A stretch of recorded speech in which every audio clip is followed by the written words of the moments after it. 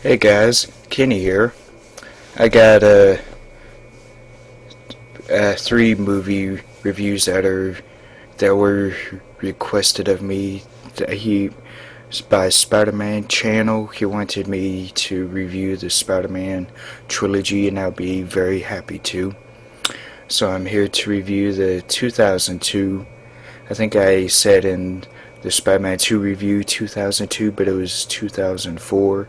This is for the 2002 action superhero thriller, Spider-Man, the first one. This Spider-Man is very important to me, and this one is the closest to my heart because I was in college at the time this was out, and this was a movie that also made me want to pursue a career in film and video production even more. This one is so special to me. I remember getting the soundtrack to it like a month or so before the movie was even released on DVD. I think it was more than a month actually. I think I was still in college when I got it. Yeah.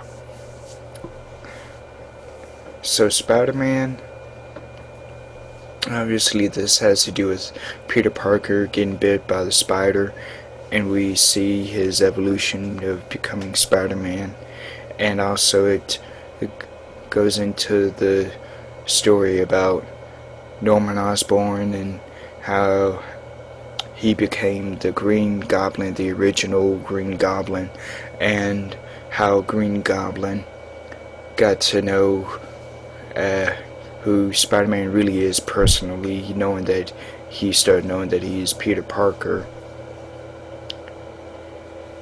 And this is when Peter first meets Mary Jane Watson,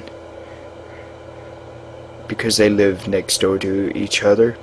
They were becoming really good friends, close friends.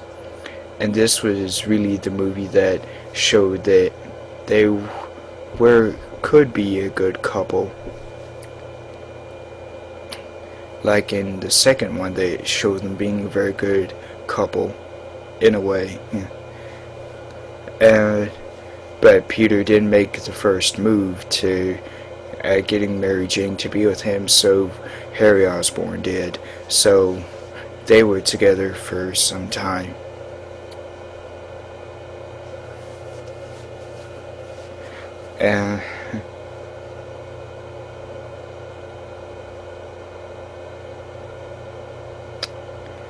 So that's basically about it.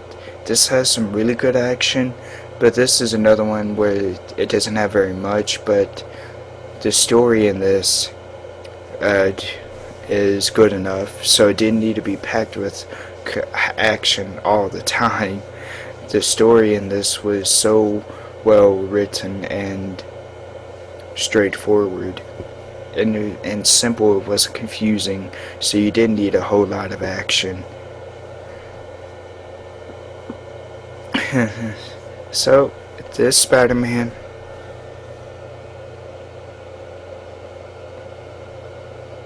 I feel like I'm gonna cry. This one is the most personal to me.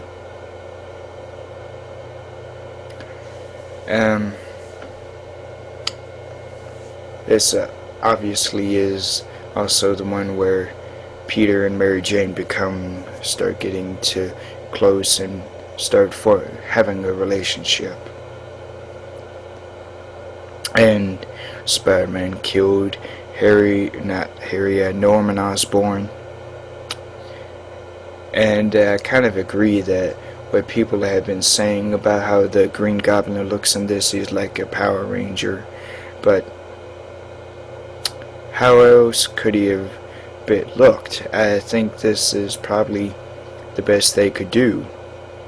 And the way Willem Dafoe portrayed him, Harry Osborn, the Green Goblin, was so perfect, because he was both not he was able to be nice, cunning, devious, mean, vengeful, manipulative,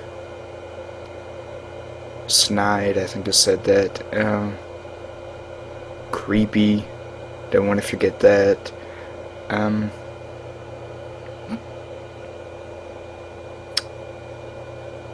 it was I think he was the perfect choice because he has the right build, and obviously the actual Green Goblin, Harry Osborn, Norman Osborn, he doesn't have much of a build. He's not very muscular or built, itchy, but so I thought Willem played him perfectly. And he was able to really act very well in that suit and on the glider, which is very difficult when you really think about it. And I don't want to forget about this. Cliff Robertson was a phenomenal choice as Uncle Ben. I couldn't think of anyone else to play him. He was able to portray him as sweet and also strict. And Rosemary Harris was another phenomenal choice as Aunt May. She was a perfect choice to play Aunt May. And J.K. Simmons was also perfect to be J. Jonah Jameson. I don't want to forget this. All three of these movies has a cameo by Bruce Campbell. In this, he's a wrestling ring announcer. In the second, he's working at he's like an usher for this theater that Mary Jane works at and is an actress at. And then in the third, he's I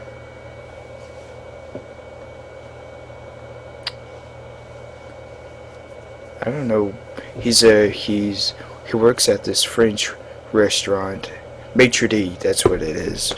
He's a maitre d', and he does a flawless job each time. So